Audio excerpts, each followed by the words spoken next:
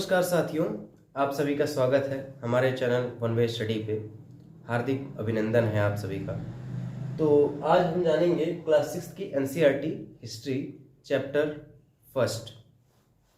तो देखिए, क्लास 6 की जो पुस्तक है उसका नाम है हमारे अतीत पार्ट 1, और जो आपका चैप्टर फर्स्ट है उसका नाम है क्या, कब, कहाँ और कैसे।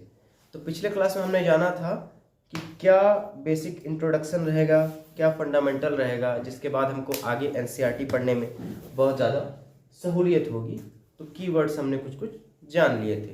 तो अब आगे आज पढ़ेंगे एनसीईआरटी में क्या लिखा हुआ है चैप्टर 1 में।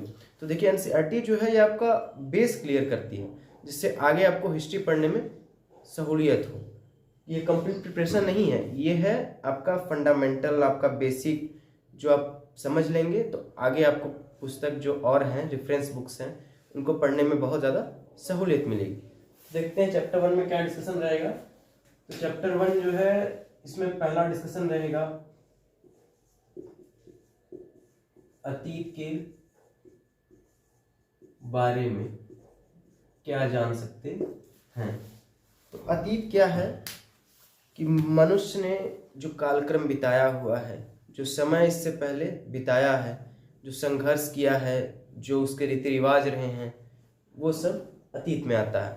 हम लोग तो कह लेते हैं सामान्यतः कि ये हमारा अतीत रहा है, ये हमारा अतीत रहा है, लेकिन अतीत वहाँ तक सीमित नहीं है। अतीत बहुत विस्तृत है, ठीक है। तो इसमें हम जानेंगे कि क्या उस समय लोग रहन सहन उनका क्या था, कैसे उनका व्यवहार था, कैसे उनके रीति रिवाज थे, कैसे उनकी समाज थी। फिर धीरे धीरे समाज संस्कृति बनी, संस्कृति के बाद एक राज्य साम्राज्य का निर्माण हुआ। अब राज्य साम्राज्य बन गया तो वर्चस्व की लड़ाई होगी कि हाँ, हम शक्ति प्रदर्शन कर रहे हैं, हमारा राज्य क्षेत्र ये है, हमारा राज्य क्षेत्र ये है। तो ये है आपके अतीत में। अब देखिए, समाज के बिना तो कोई नहीं रह सकता है। ये तो है नहीं कि अब अलग, कुछ लोग अलग रह रहे हैं, कुछ लोग अलग रह रहे हैं, उनका कोई समाज ही नहीं है, वो आपस में मिलजुल ही नहीं रहे हैं। ऐसे तो फिर संस्कृति कभी बन ही नहीं पाएगी। समाज के बिना दो ही लोग रह सकते हैं, या तो पशु या तो भगवान। पशु वो है नहीं और भगवान मनुष्य कभी बन नहीं सकता। तो आपको अतीत में यही बस जानना था कि हम अतीत में क्या पढ़ेंगे। और इसमें एक दो और की पॉइंट्स हैं, जैसे कि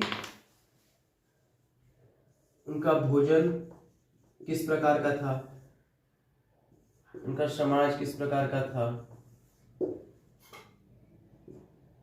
क्षेत्र कौन सा था जहां पे वो रहना प्रारंभ किए, आविष्कार उन्होंने कौन कौन से किए। तो इन चीजों का हमें इसमें जानकारी मिलेगी। अब उसके बाद विस्तृत रूप से तो आप आगे चलकर ही पढ़ेंगे, जब एनसीईआरटी कक्षा और आगे बढ़ेगी और फिर हम प्राचीन काल में जाएंगे, तो उसमें विस्तार से एक एक पॉइंट के लिए बहुत विस्तृत विश्लेषण दिया हुआ है। इसमें बस एक आइडिया दिया है, ये चीज आप जान लें कि अतीत क्या होता है। अब उसके बाद आते हैं अपने दूसरे टॉपिक पे।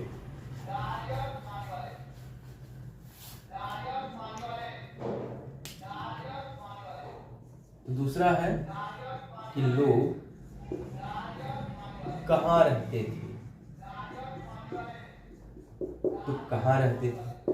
तो लोग रहते थे सबसे प्रारंभ में नर्मदा घाटी, आप जानते होंगे मध्य भारत का क्षेत्र है, नर्मदा नदी के आसपास का क्षेत्र है, बहुत ही विस्तृत क्षेत्र है। तो बहुत समय पहले, मतलब 10,000 वर्ष से भी पहले से लोग वहाँ पे रहते थे। लेकिन जो लोग वहाँ पे रहते थे वो मुख्यतः खाना बदोश थे। खाना बदोश शब्द से आशय है कि भोजन की तलाश में एक जगह से दूसरे जगह भटकते रहते थे। उनका कोई स्थायी निवास नहीं था। कंदमूल, फल, जंगल में जो भी भोजन उनको मिलते थे वो इकट्ठा करते थे। एक उनका कोई समाज भी नहीं था उस समय, छोटे छोटे समूह थे और अलग अलग जगह पे अलग अलग छोटे छोटे समूह रहा करते थे और भोजन के लिए एक स्थान से दूसरे स्थान तक जाया करते थे, संघर्ष किया करते थे। और गुफाओं में ही रहते थे, स्थायी निवास नहीं। इसका सीधा सा है, गुफाओं में रह रहे हैं, कहीं पेड़ पत्ते के झाड़ बनाकर रह रहे हैं। इस प्रकार का उनका निवास था नर्मदा घाटी के आसपास क्षेत्र का। अब उसके बाद आपका अगला क्षेत्र आता है सुलेमान एवं किरथर पहाड़ी। आ जाएंगे हम सुलेमान एवं किरथर की पहाड़ी क्षेत्र। तो ये कहाँ पे है? यहाँ हो गया आपका इंडिया, ये हो गया अफगानिस्तान और पाकिस्तान का बॉर्डर। तो इस क्षेत्र में लोग 8000 वर्ष पूर्व लगभग रहा करते थे। तो अब इसका यह है कि पहले से थोड़े स्थायी जीवन की उनकी विकास हो चुकी थी, स्थायी रूप से रहना प्रारंभ कर चुके थे लोग यहाँ पर। और गेहूं और जौ की जो खेती है उसके भी साक्ष्य हमें यहाँ मिल जाते हैं। और इसके साथ साथ जो सुलेमान एवं किरथर क्षेत्र में लोग रहते थे वो पशुपालन भी प्रारंभ कर चुके थे। पशुपालन जैसे आपके गाय हो गई, बकरी हो गई, भेड़ हो गई और कुत्ता हो गया, तो ये सब पालना प्रारंभ कर चुके थे। और पशुओं में बात करें तो सबसे पहले मनुष्य ने कुत्ते को पालतू बनाया है प्राचीन काल में, अगर हम देखेंगे तो ये हो गया सुलेमान एवं किरथर पहाड़ियों का डिस्कशन। अब सुलेमान एवं किरथर पहाड़ी के बाद हम आते हैं इसके थोड़ा सा नीचे सिंधु एवं सहायक नदियां। सिंधु और उसकी जो सहायक नदियां हैं, इन क्षेत्रों के आसपास लोग जो रहा करते थे उनका क्या व्यवहार था, क्या विकास था। तो इसमें लगभग 4700 वर्ष पूर्व की बात कही गई है एनसीईआरटी में आपके। तो इतिहास में देखिए ये डेट होते हैं, इनका कोई ये फिक्स प्रमाण नहीं मिल पाता है, इसीलिए इतिहासकार जो हैं उनमें बहुत ज़्यादा कंफ्यूजन रहता है। अलग अलग इतिहासकारों का अलग अलग मत रहता है कि ये संभवतः इस समय का है, संभवतः इस समय का है। क्यों? उसके क्या कारण है? क्योंकि उस समय तो कोई देख नहीं सकता है आज उस समय को कि उस समय क्या घटना हुआ था, क्या कालक्रम हुआ था। तो हम अंदाजा लगा सकते हैं और थोड़े बहुत जो हमें साक्ष्य मिले हैं उसके हिसाब से जो अंदाजा सही बैठता है इतिहासकार उसे ही प्रकाशित करते हैं। तो ये है 4700 वर्ष पूर्व के आसपास की लगभग घटना। तो अब सिंधु सभ्यता के बारे में आपने सुना होगा। तो सिंधु सभ्यता जो यहाँ पे रहते थे वो विकसित हो चुके थे और सामान्य सी बात है, कालक्रम बढ़ा है, समय बढ़ा है, तो धीरे धीरे बढ़ते बढ़ते आदमी विकसित हो ही जाता है। जैसे आप आज के सर्वेक्षण में ही देखेंगे तो 2001 2002 उस समय जो समाज था, संस्कृति थी, आधुनिकता थी, वो आज की तुलना में कम थी। आज के लोग ज्यादा आधुनिक हैं। आज समय में देखिए एआई से क्या क्या नहीं हो जा रहा है, आर्टिफिशियल इंटेलिजेंस से। तो यही है आधुनिकता। तो यहाँ से लोग सुलेमान एवं किरथर से ज्यादा विकसित थे और विकसित होने के साथ साथ इनकी एक समाज डेवलप हो चुका था, एक सभ्यता बन चुकी थी, शहर नुमा संरचना विकसित हो चुका था। ये है सिंधु घाटी सभ्यता का इतिहास। अब इसके बाद हम आते हैं थोड़ा सा और नीचे,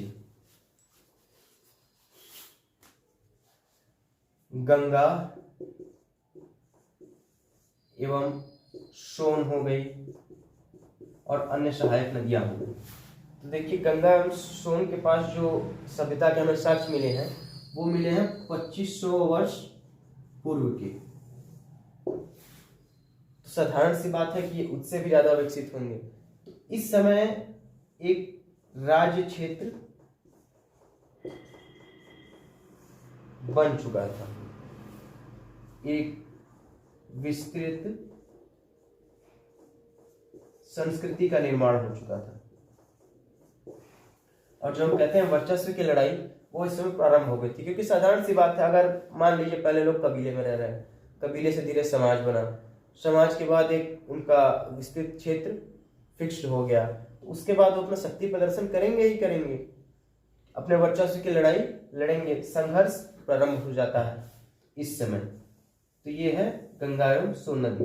और यहाँ पे हमें जो है धान की खेती के साक्ष्य मिले हैं कोल्डिहवा के आसपास।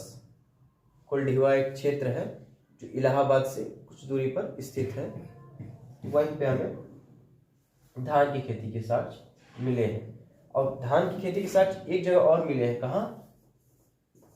गारो पहाड़ियां पर।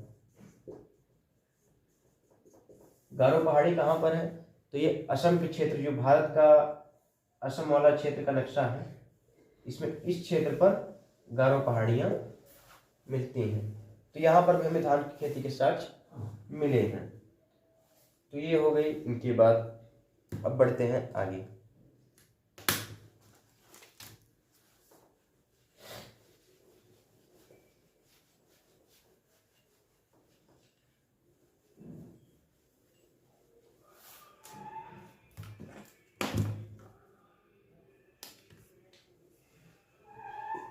अब आगे हमारा तीसरा टॉपिक आएगा, भारत का नाम कैसे पड़ा। देखिए, भारत के कई नाम हमें मिलते हैं इतिहास में, जैसे जम्बू द्वीप, भारत खंड, हिंदुस्तान और भारत और इंडिया एक हमें मिल जाता है। तो इसमें जो वैलिड है, जो इंडियन कॉन्स्टिट्यूशन मानता है, वो यही है, इंडिया और भारत।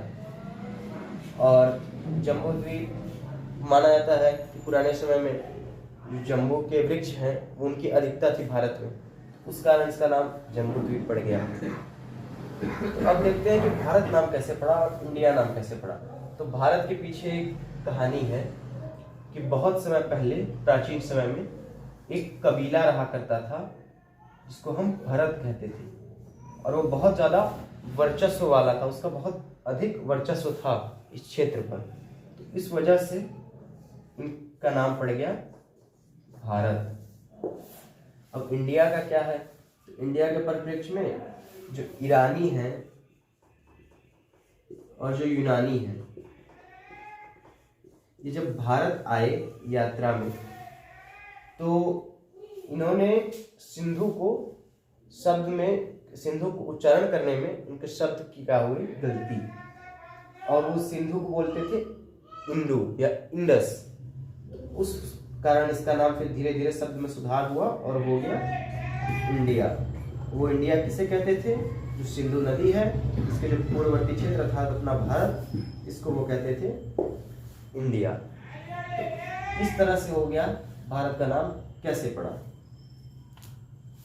तो आइए अब देखते हैं आगे कि इतिहास के क्या क्या स्रोत हैं। इतिहास के स्रोत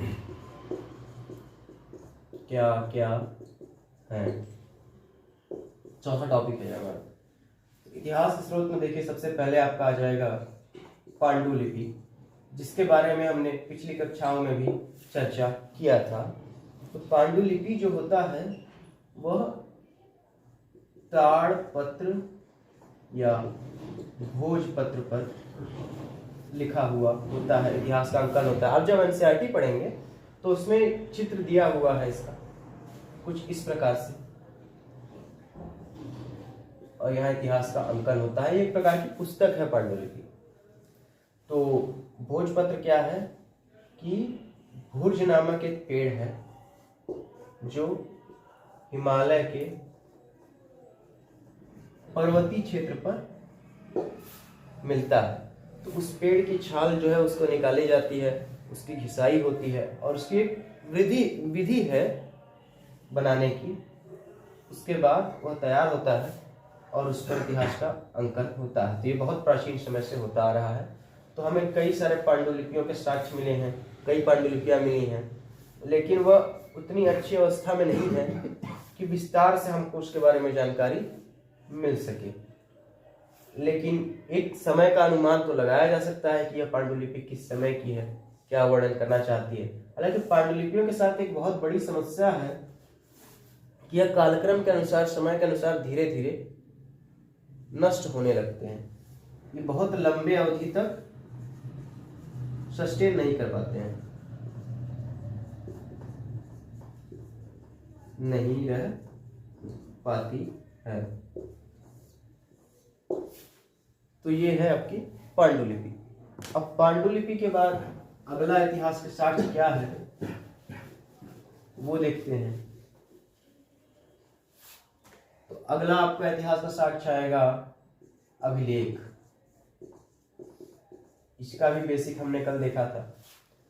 तो जो अभिलेख है यह ठोस सतह पर अंकित इतिहास है। ठोस सतह से आशय धातु या पत्थर, शिला, जो भी कह लीजिए, इस पर इतिहास का जो अध्ययन होता है उसमें हमें अभिलेख की जानकारी मिलती है। तो इसमें बेसिकली लिखा क्या रहता है, अभिलेख देखिए प्राचीन समय में जो राजा महाराजा रहते थे या फिर कुछ समाज सेवी रहते थे या फिर कोई संघ समूह जो हो गया, तो उसने अगर समाज के लिए अपने कुछ अच्छा काम किया है या कुछ भवन निर्माण कराया है, कुछ भी है, तो वहाँ पे वो एक शिलालेख अपना रख देते थे, अभिलेख अपना रख देते थे, अपना नाम लिखते थे, अपना जो भी उनका जहाँ निवास करते थे और उनके पूर्वजों का नाम जो भी, ताकि लंबे समय तक लोग उसे देख सकें, उनको जानकारी हो कि हाँ इन्होंने ये काम करवाया था। और उसके बाद जो राजा महाराजा थे पहले के, तो वो कोई एक जंग जीत के आते थे, तो उसके खुशी में कभी कभी अभिलेख लिखवा देते थे, राज्य क्षेत्र में लगवा देते थे, जिससे ज़्यादा से ज़्यादा जनता उस जानकारी को ले सके, जनता तक वो जानकारी पहुंच सके। तो इससे हमको राज्य साम्राज्य की भी जानकारी मिलती है और इतिहास के और सभी कालक्रमों की जानकारी मिलती है। अभिलेख के हमें कई सारे साक्ष्य मिले हैं, जैसे कि आपके कंधार की तरफ सबसे पुराना जो है अभिलेख का साक्ष्य मिला है, जो अशोक नामक राजा का है। इसका वर्णन आपके एनसीईआरटी में है, पहले चैप्टर में है कि वह अशोक का वहाँ अभिलेख मिला हुआ है। तो उससे उसके कालक्रम का भी अंदाजा हो जाता है कि किस कालक्रम का राजा था। इसीलिए अशोक का समय स्पष्ट रूप से आपके इतिहास में लिखा हुआ है कि उसके कई सारे साक्ष्य मिले हुए हैं। और अभिलेख जो है सबसे अच्छा पुरातात्विक स्रोत माना जाता है। उसका कारण यह है कि यह ताड़पत्रों, भोजपत्रों पर लिखे हुए जो पांडुलिपि है उसकी तुलना में बहुत ही ज़्यादा सस्टेनेबल एक पुरातात्विक स्रोत है। क्यों?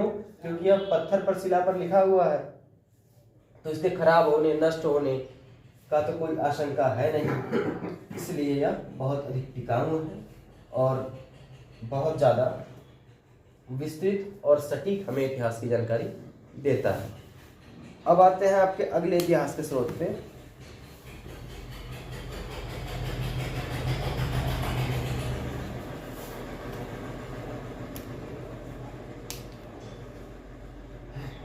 तो आगे आपका आ जाएगा तीसरा, सिक्के। अब ये सिक्के हो गए, तो सिक्के में राजा महाराजा अपना चित्र बनवाते थे, अपने किए गए कार्यों का अंकन कराते थे। तो इससे भी हमें इतिहास की जानकारी मिलती है कि सिक्के हैं तो उनमें बनाने के लिए कारीगर लगे होंगे। अब कारीगर हैं तो हम अब अंदाजा लगा सकते हैं कि उस समय के हिसाब से तो वो कारीगर सर्वश्रेष्ठ हैं। आधुनिक युग के हिसाब से उनका महत्व हम नहीं समझेंगे, लेकिन उस समय तो जो सिक्का बनाने वाले कारीगर होंगे, उतने समय जब पहले की हम बात कर रहे हैं, तो उस समय तो वो सर्वश्रेष्ठ कारीगर होंगे। तो हमें ये जानकारी मिलती है कि उस समय कारीगर हुआ करते थे, कला होती थी और हर राजा अपना अलग अलग प्रकार के सिक्के जारी करवाता था। सिक्के जारी होने के साक्ष्य हमें कई मिले हैं, जैसे कि आप आधुनिक इतिहास में भी देखेंगे अलग अलग राजाओं के अलग अलग हमें सिक्के मिले हैं। समुद्रगुप्त के भी हमें मिले हैं, जिसमें बीणा बजाते हुए समुद्रगुप्त का चित्र का अंकन है, जिससे हमें उसका संगीत प्रेमी होने की जानकारी मिलती है। कांसे के सिक्के, सोने के सिक्के, तांबे के सिक्के, कई सारे सिक्कों के हमें साक्ष्य जो है वो मिले हैं। तो अब आते हैं अगले साक्ष्य पर। अगला क्या साक्ष्य है? तो अगला साक्ष्य आ जाएगा नंबर 4, भवन। अब भवन है तो इससे भी हमें जानकारी मिलती है कि उनकी क्या समाज रहे। क्योंकि देखिए कोई भी व्यक्ति या समाज अगर किसी भवन का निर्माण करा रहा है तो वह उस भवन में अपने सामाजिक चित्रों का अंकन करवाएगा, अपने जो रीति रिवाज हैं उनसे संबंधित कुछ साक्ष्य डालेगा। आप ही हम अगर भवन बनवाएंगे तो हमको जो हमारे रीति रिवाज से संबंधित अच्छी चीज़ें लगती हैं उसको उसमें लगाना पसंद करते हैं। तो ये हो गया भवन। इसमें आपको मिल जाएंगे रीति रिवाज, संस्कृति और समाज के कुछ साक्ष्य, और उसके बाद कलाकृति भी इसमें आपको मिलेगी, चित्रकारी और भवन निर्माण की शैलियाँ, इन सबों की जानकारी हमें इससे मिलती है कि कौन सा भवन कितने समय पहले का बना हुआ है आदि।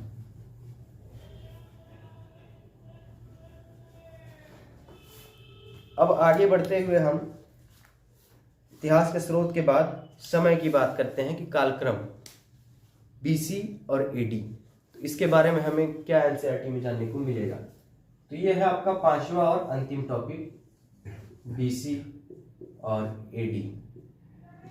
इसका शाब्दिक अर्थ ये है कि बीसी से आशय है बिफोर क्राइस्ट और एसी से एनो डोमिनी। कहीं कहीं इतिहास में आपको ये मिलेगा बीसी और ये मिलेगा सीई। बीसी से आशय क्या है, बिफोर कॉमन इरा, और सी से कॉमन इरा। तो देखिए ये जो है ईसा मसीह के जन्म से लिया जाता है। ईसा मसीह के जन्म हम मानते हैं कि लगभग 2000 वर्ष पूर्व हुआ था, इतिहासकारों का ये मानना है। 2000 वर्ष पूर्व से जो पहले का है उसे हम बीसी में करते हैं, बीसी के अंदर रखते हैं, और जो उसके बाद का समय है उसे हम एडी में रखते हैं। तो आप देखेंगे कि जो 2000 वर्ष से पूर्व पहले का बात है जो हम बीसी कह रहे हैं, इसमें उल्टा कालक्रम चलता है। जैसे अगर मान लीजिए 1800 बीसी है, इसके बाद अगर समय आगे बढ़ेगा, आगे आएगा, हम मान लेते हैं 200 बीसी और समय बढ़ रहा है, तो 200 बीसी आगे ये 2000 बीसी ना होकर के 1600 बीसी होगा। ये है बीसी का कालक्रम, बीसी उल्टा चलता है। और एडी का आप समझ ही रहे हैं, एडी कैसे चलेगा। यही उदाहरण ले लेते हैं कि मान लीजिए 1800 एडी चल रहा है, अगर 200 वर्ष आगे बढ़ाना है तो ये होगा आपका 2000 एडी। तो ये हो गई बीसी और एडी। तो कक्षा 6 की इस पहले अध्याय में हमें यही जानकारी दी हुई है जो हमने आपको बता दिया। तो ये बेसिक थी पहले चैप्टर की। अब कल हम दूसरा चैप्टर पढ़ेंगे, देखेंगे कि उसमें हमें और क्या विस्तार में जानकारी मिल सकती है और क्या क्या हमें पढ़ना है आगे। अब धीरे धीरे इसी सीरीज में हमारा क्लास चलेगा। 6वीं की एनसीईआरटी कंप्लीट होगी, फिर 7वीं, फिर 8वीं, फिर ऐसे करते हम 12वीं तक जाएंगे, और इसमें एंशिएंट मिडिवल मॉडर्न सबको विस्तृत रूप से पढ़ेंगे। तो चलिए ठीक है, आज की क्लास यहीं ख़त्म करते हैं। अब अगली क्लास होगी कल। धन्यवाद साथियों। हमारे चैनल को लाइक कीजिए, सब्सक्राइब कीजिए और शेयर कीजिए ताकि आगे आने वाली वीडियो के बारे में जानकारी आपको मिल सके। धन्यवाद।